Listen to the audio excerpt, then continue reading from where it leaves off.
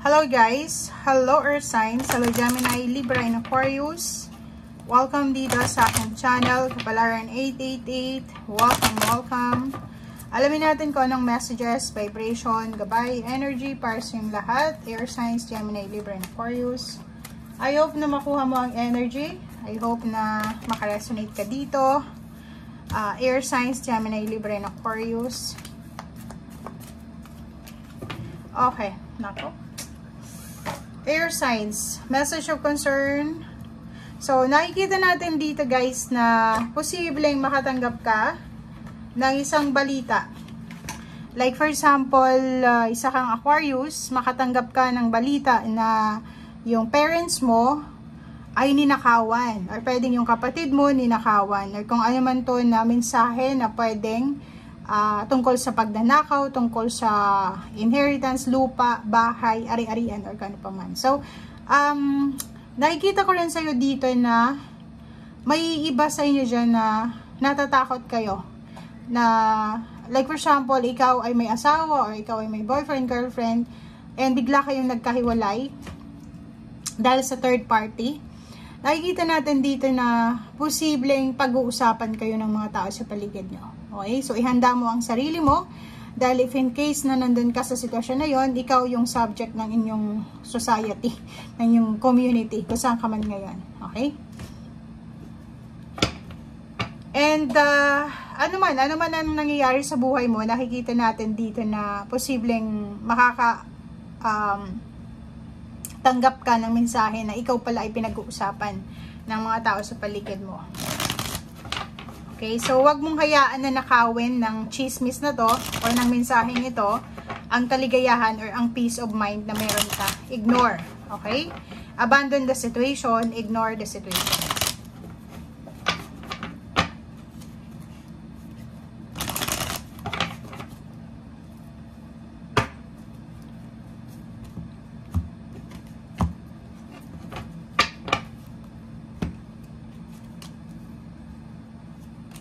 Okay. So, sinasabi ng baraha sa'yo dito, Earth Signs, Gemini, Libra, and Aquarius, if ever man na nangangailangan kayo ng balanse sa salapi, nangangailangan kayo ng tulong pinansyal, or medyo kailangan nyo ng wisdom or ng ideas kung paano nyo mababalanse yung pera, or if ever man nangangailangan ka ng tao na makakatulong sa'yo pinansyal, sa araw na ito, sa weekend na to, posibleng may idea ka. Okay? Papasok sa isip mo, si ganito pala pwede ko siyang mahinga ng tulong, or si ganito pala is pwede siyang magpautang sa akin, or ganito ganyan. So, if ever man na naghihintay ka ng reply, response, confirmation regarding money, sinasabi ng brasser dito na makakakuha ka ng confirmation sa araw na ito. Okay. Nakikita din natin dito na may isang individual, or pwedeng dalawa, couple sila. Couple ito na siguro magsisimula silang mag-process ng kanilang documents para sa kasal. Or pwedeng ang dalawang taong ito ay nagsisimulang mag-collaborate kung paano nila mahahawakan yung pera. So, dalawang taong nagmamahalan, dalawang taong may trust sa bawat isa, ang magko-collab sila, 'di ba? Parang partnership ito, collaboration ng business, or pwedeng mag-uusap sila na kailangan nating pumunta ng ibang bansa together para makapag-ipon, para maging balanse yung ating financial. So, ibig sabihin, like mag-asawa kayo, mag-girlfriend, mag-boyfriend, magkaibigan, magkapatid, magnanay, magtatay, makakaisip kayo sa araw na ito ng paraan kung paano nyo mariresolbahan or makukuha yung sagot sa mga financial problems, kung paano nyo mababalanse, paano kayo makakapag-ipon ng pera, paano kayo makakabayad sa mga bills nyo or sa mga utang nyo, or paano nyo mahahawakan itong perang ito. Okay. So, for your cups, nakikita ko sa'yo dito na kailangan mo daw na makinig sa iyong intuition. May iba sa inyo ditong may kailangan na gawin kasi may inihahanda silang celebration. So, yun na nga. So, it's on confirmation, guys. Confirmation ito sa mga rason kung bakit kailangan mo mag-ipon. kung bakit kailangan mong mag-save ng pera, bakit yun yung focus mo. Ang focus mo kasi is may kailangan kang i-celebrate sa taon ito.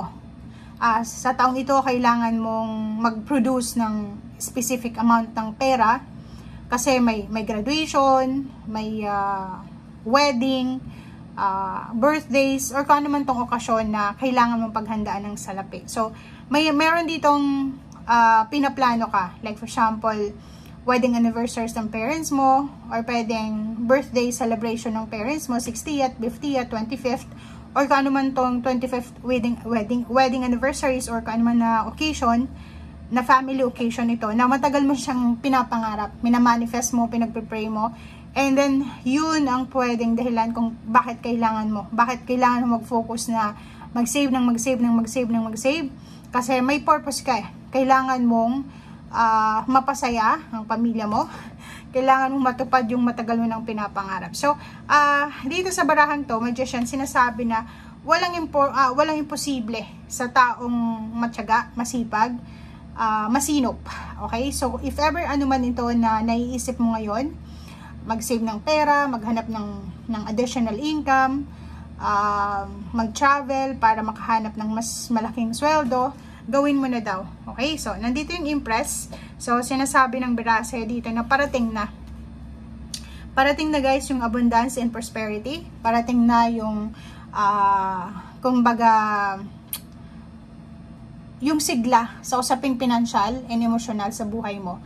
Ang kailangan mo lang sa ngayon is bantayan mo ang bawat ideas na pumapasok sa isip mo. Kasi, bilang impress, ang impress nito is ang dami-dami ang ideas eh. 'Di ba? Parang millions of ideas sa every day na pwede niyang makuha, lalo na kung tungkol ito sa pera, tungkol sa health, tungkol sa emosyon. So, bantayan mo siya kasi posibleng ang idea na yon na ipipresent sa'yo through intuition, eh siya na pala yung ini-ignore mong idea na siyang makakatulong sa'yo para makuha mo yung kung ano yung deserve mo. Meron dito guys na Six of Cups, may mga taong posibleng bumalik sa buhay mo, or pwedeng ikaw may gusto kang balikan na trabaho.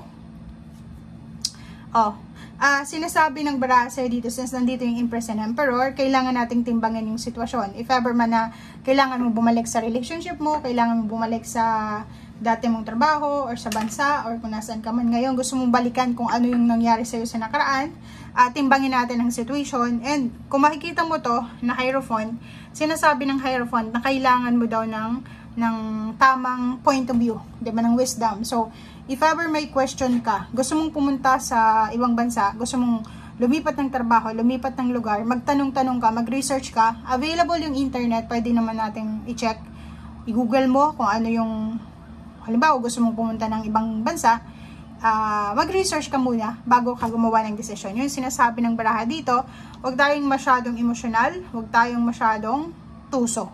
Doon lang tayo sa middle, kailangan natin na timbangin yung sitwasyon. Doon naman sa mga gustong makipagbalikan sa'yo, yun, same din dito, sinasabi na timbangin natin ang sitwasyon. If ever na nasaktan ka na, huwag mo nang ulitin pa. 'Di ba? So, kailangan mong mag-move on, kailangan mong magdesisyon ng like Emperor. Pag Emperor, nag-iisip siya yung tamang decision making, hindi siya masyadong emotional, pero once na nag-decision siya, yun na talaga yun. Direct to the goal. Okay? Thank you guys. Bye!